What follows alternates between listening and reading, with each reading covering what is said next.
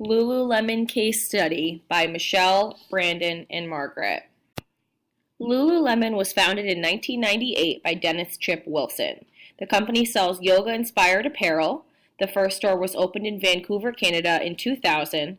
As of October 2015, there were 354 locations.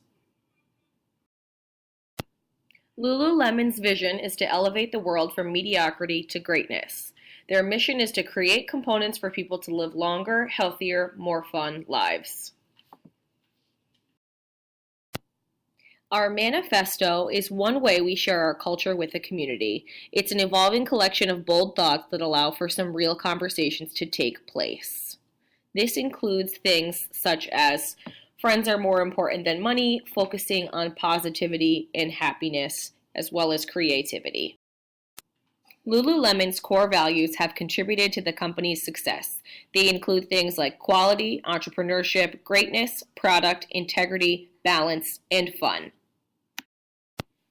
Lululemon's exponential growth has outpaced the development of their infrastructure and operational system. This often resulted in supply shortages throughout stores.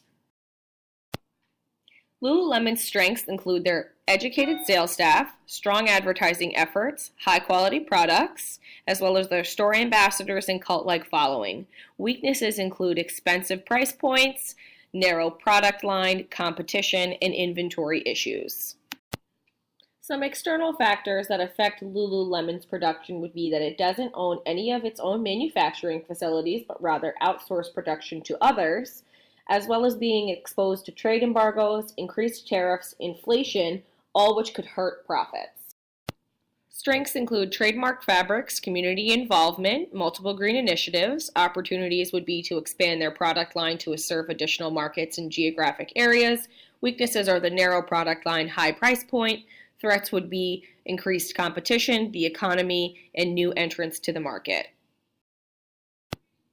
Lululemon's corporate and business level strategies include focus on training employees and education.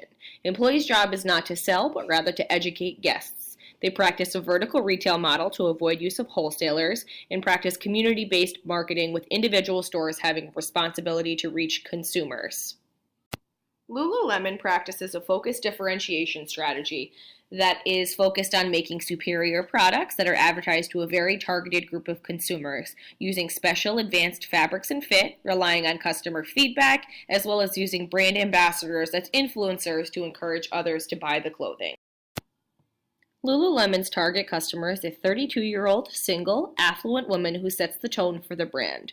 However, their core consumer is generally older women, more likely to spend money, who are motivated to look like the target consumer.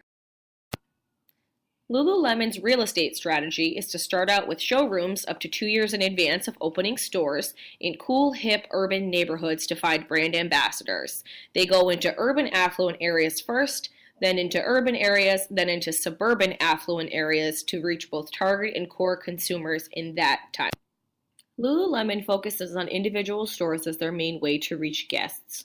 All employees must spend time each month working in a store as a part of regular training. They also practice community-based marketing, using their individual stores and brand ambassadors to reach guests on the front lines. Lululemon managers are allowed freedom to design their own stores based on their individual communities. The company embraces entrepreneurship. Managers are paid 80% base salary. The other 20% is based on reaching sale and labor goals. They also have the opportunity to earn extra bonuses for exceeding targets. Our recommendations include international expansion, possibly using wholesalers, product expansion, and considering a cheaper line of retail products.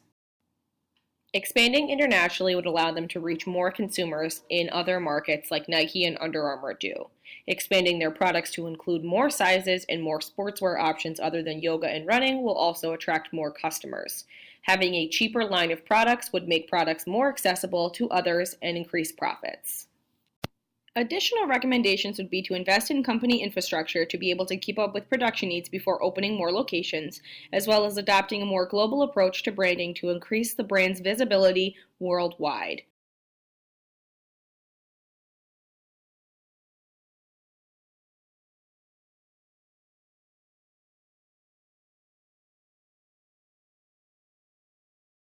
created using Powtoon.